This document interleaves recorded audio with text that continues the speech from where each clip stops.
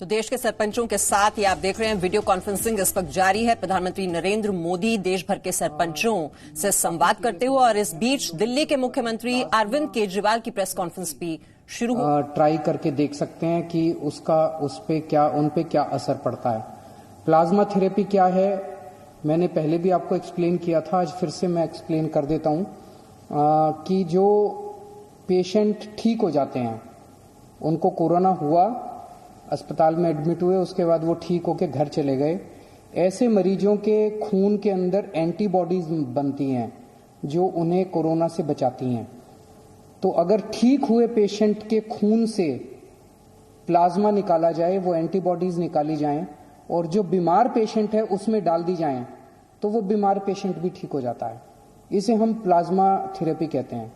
तो ये plasma therapy limited basis पे छोटा ट्रायल करने की हमें परमिशन मिली थी कि एलएनजेपी अस्पताल, केवल एलएनजेपी के लिए हमें परमिशन मिली थी कि एलएनजेपी अस्पताल के जो सीरियस मरीज हैं उनके ऊपर ये ट्रायल करके देखा जा सकता है। हमने पिछले कुछ दिनों के अंदर 4 मरीजों पे ट्रायल करके, एलएनजेपी के 4 मरीजों पे ट्रायल करके देखा।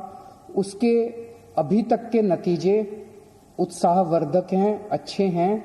और हमारे साथ डॉक्टर सरीन हैं आज, जो कि ILBS हमारा जो दिल्ली सरकार का हॉस्पिटल है उसके हेड हैं और इस पूरी प्रक्रिया को यही मॉनिटर कर रहे हैं और यही संचालित कर रहे हैं।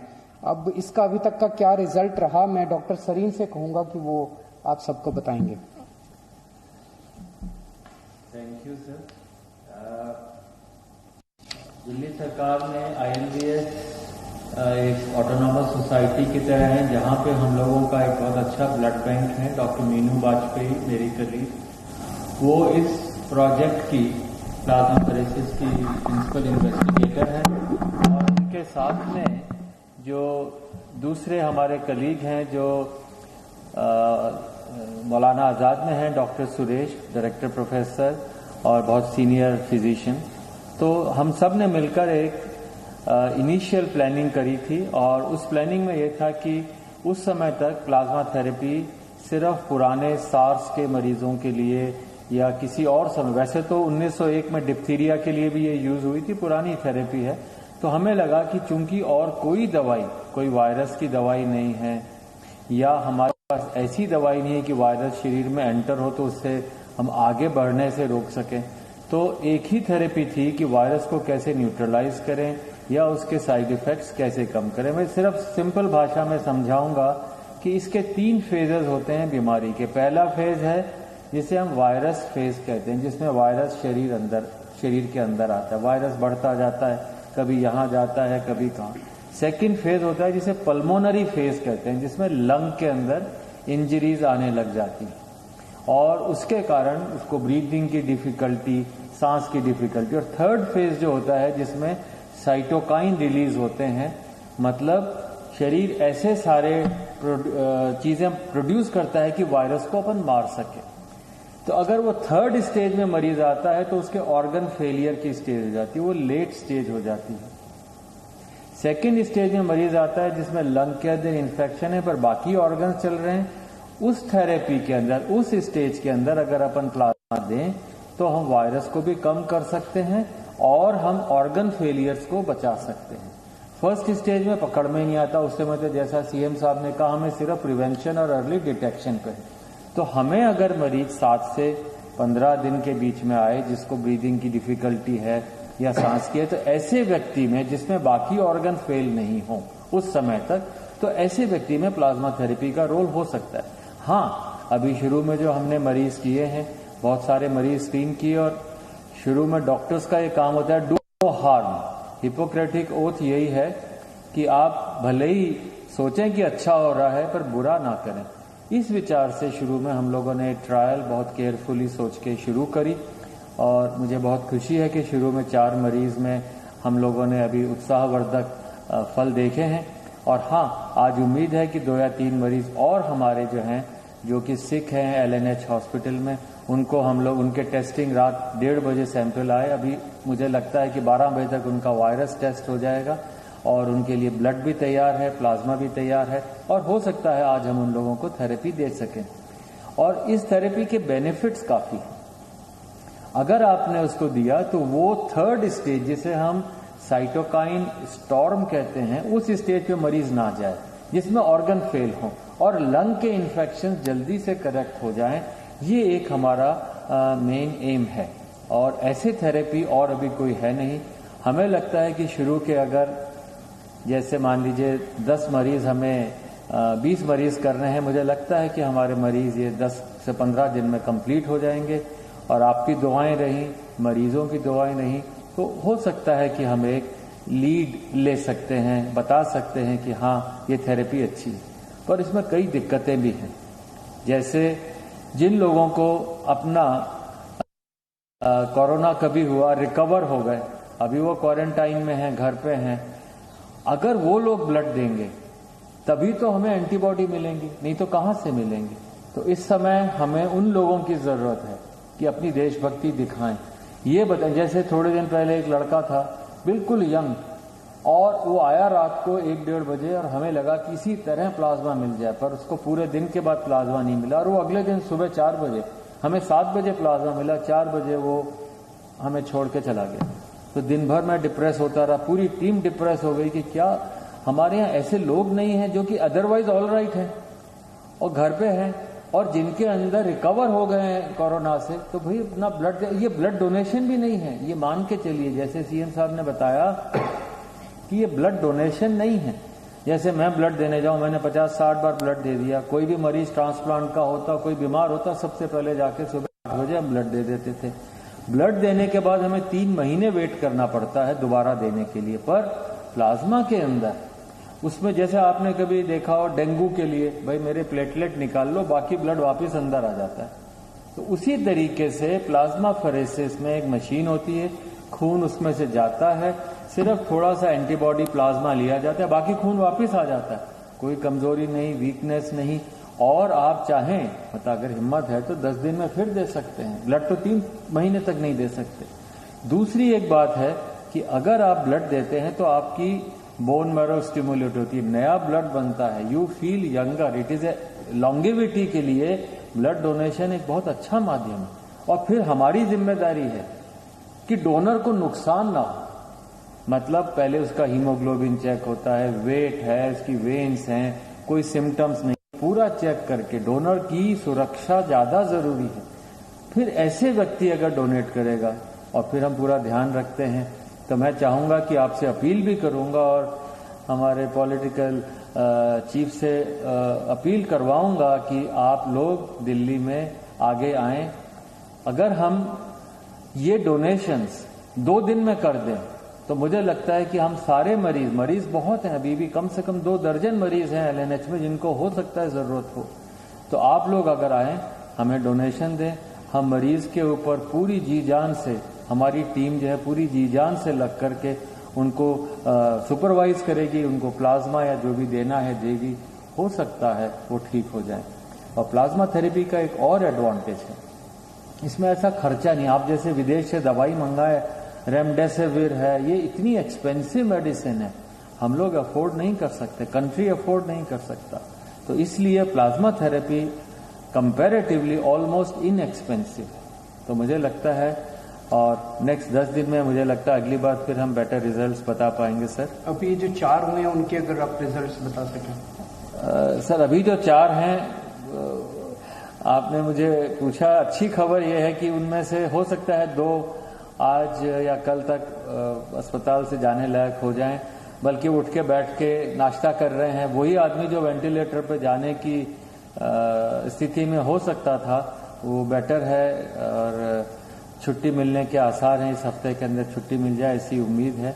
और बाकी 2 जिनको चढ़ा है वो अभी तक कोई रिएक्शन नहीं है। प्लाज्मा में रिएक्शन हो सकती है, जैसे आप किसी को ब्लड चढ़ाएं तो किसी को भी ब्लड से रिएक्शन होती, उससे ज्यादा रिएक्शन नहीं हो सकती, और वो भी नजर रखते हैं। तो अभी तक 4 बहुत अच्छे हैं, और एक को आज सुबह 1:30 बजे खत्म हुआ प्लाज्मा, वो भी ठीक है।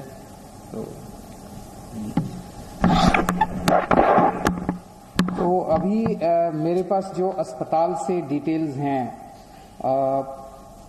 4 जो मरीज थे उसमें से 2 मरीजों को मंगलवार को प्लाज्मा दिया गया था, तो आज 3 दिन हो गए उन्हें प्लाज्मा दिए हुए।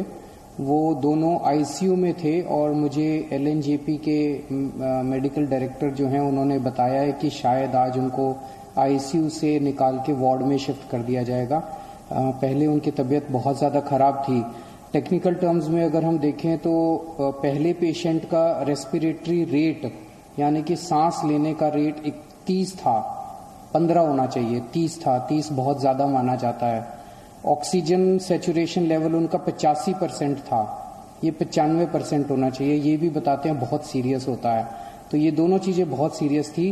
प्लाज्मा देने के बाद अब उनका रेस्पिरेटरी रेट 20 हो गया है और ऑक्सीजन सैचुरेशन 98% हो गया है।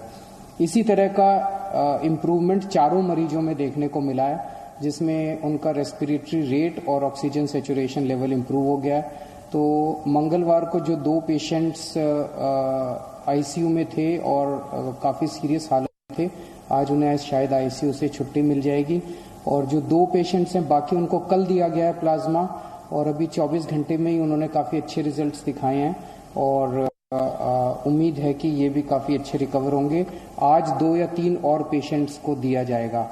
और इसके अलावा एक कोई प्राइवेट हॉस्पिटल है जिसने भी प्लाज्मा थेरेपी की है और उनका पेशेंट जो है वो बहुत सीरियस हालत में था, उसको अस्पताल से ही छुट्टी मिल गई है। आईसीयू से भी छुट्टी मिल गई, अस्पताल से भी छुट्टी मिल रही है शायद आज, तो वो उसका भी अच्छा नतीजा आया है। तो जैसे मैंने कहा, अभी तक हमारे को लिमिटेड ट्रायल्स के परमिशन केंद्र सरकार से मिली थी।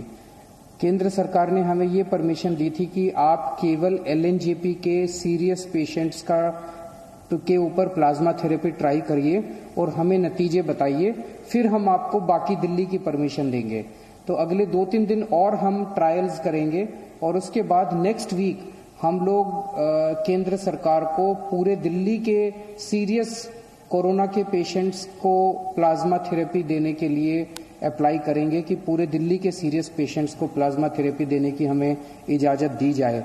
मुझे उम्मीद है कि वो भी इजाज़त हमें जल्दी मिल जाएगी। तो उसके बाद दिल्ली के किसी भी अस्पताल के अंदर कोई भी कोरोना का अगर सीरियस पेशेंट है उसको हम ट्राई कर पाएंगे, उसको हम प्लाज्मा थेरेपी दे पाएंगे। फिर से मैं कह दूं, ये इनिशियल नतीजे हैं। अभी कोई हम ये ना सोचें कि इसका कोरोना का इलाज मिल गया और ऐसा कोई इनिशियल नतीजे हैं। इनिशियल नतीजे बहुत उत्साहवर्धक हैं, एक उम्मीद की किरण नजर आ रही है। और मैं वैसे तो जिंदगी ऊपर वाले के हाथ में, और हम हमेशा कहते हैं, सभी डॉक्टर्स भी कहते हैं कि जिंदगी ऊपर वाले के हाथ में। हर डॉक्टर पूरी कोशिश करते हैं अपने मरीज को बचाने की। तो लेकिन एक ये इतनी ऐसे समय में एक ये उत्साहवर्धक खबर है हम सब लोगों के लिए। जैसे डॉक्टर साहब ने कहा, इसमें सबसे अहम रोल डोनर का है, जो कोरोना से ठीक हो गया और वो आके अपना प्लाज्मा डोनेट करता है। तो जैसे डॉक्टर साहब ने, आप में से बहुत सारे लोगों ने डेंगू के लिए ब्लड दिया होगा। डेंगू के लिए जब आप ब्लड देते हैं तो आपका ब्लड नहीं लेते, इधर से नली लगाते हैं, इधर से आपका खून निकलता रहता है, खून में से प्लेटलेट्स निकल जाते हैं और वो खून आपके शरीर में वापस डाल देते हैं। तो प्लेटलेट्स निकाल के खून आपके शरीर में वापस डाल देते हैं, आपको कमजोरी भी नहीं आती। इसी तरह से ये है, यहां से खून लेंगे, आपका ब्लड में से प्लाज्मा निकाल देंगे और वो आपका ब्लड वापस डाल देंगे। तो आपको किसी तरह की चिंता करने की जरूरत नहीं है। हमारी जितने लोग अभी ठीक होके गए हैं उन सब लोगों से हाथ जोड़ के निवेदन है कि आप अब दूसरे लोगों की जान बचा सकते हैं। तो एक एक व्यक्ति जो ठीक होके गया है उसकी जिम्मेदारी बनती है कि वो दूसरों के काम आए। और जब मैं कह रहा हूं जान बचा सकते हैं, तो आपका प्लाज्मा, आपके खून से लिया हुआ प्लाज्मा केवल और केवल उन्हीं पेशेंट्स को दिया जा रहा है जो बहुत सीरियस हैं। अगर आप प्लाज्मा ना दें तो हो सकता है उनकी मौत हो जाए। तो एक्चुअली आप एक आदमी की जिंदगी बचाएंगे। कई बार अगर आपके शरीर में प्लाज्मा में एंटीबॉडीज ज्यादा होती हैं तो एक आदमी से 2 लोगों की जान भी बच जाती है, या नॉर्मली एक आदमी से एक ही आदमी की जान बचती है, कई बार एक आदमी से 2 की जान भी बच जाती है। तो आप एक्चुअली 2 लोगों की, एक आदमी की जान बचाएंगे। जितने लोग अभी ठीक होकर गए हैं, हमारे यहां से आपको फोन आएगा। जब आपको फोन आए, हम आपके लिए गाड़ी भेज देंगे, आपके आने जाने की व्यवस्था कर देंगे अस्पताल। आप प्लीज किसी तरह की चिंता मत करें। सभी डॉक्टर्स, जैसे सरीन साहब ने कहा, कि हम आपको किसी तरह की कोई हानि नहीं होने देंगे। हानि हो ही नहीं सकती, बड़ा सिंपल सा प्रोसेस है। आप जरूर अपना ब्लड डोनेट कीजिए, प्लाज्मा डोनेट कीजिए, ताकि हम दूसरे लोगों की जान बचा पाएं। तो मुझे लगता है ये हम सब लोगों के लिए एक बहुत अच्छी खबर है और मैं उम्मीद करता हूँ कि कोरोना जल्दी से जल्दी खत्म हो, कम से कम फैले और कुछ हो ना हो, कम से कम इसके कोरोना की वजह से मौत नहीं होनी चाहिए किसी की भी। हमारा पूरा प्रयास है इस दिशा में। बहुत बहुत शुक्रिया। Thank you.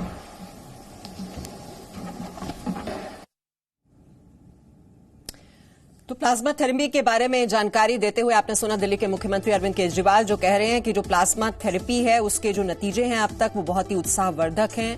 ये बहुत ही कॉस्ट एफिशिएंट थेरेपी है और ठीक हुए मरीज प्लाज्मा डोनेशन के लिए आगे आएं, ये अपील करते हुए दिल्ली के मुख्यमंत्री अरविंद केजरीवाल को आपने सुना। एक छोटे से ब्रेक के लिए रुक रहे हैं, लौटते हैं। No signal, no worry. Presenting Z News app with live TV, latest updates and expert opinion. Available on Google Play and App Store. Download it now.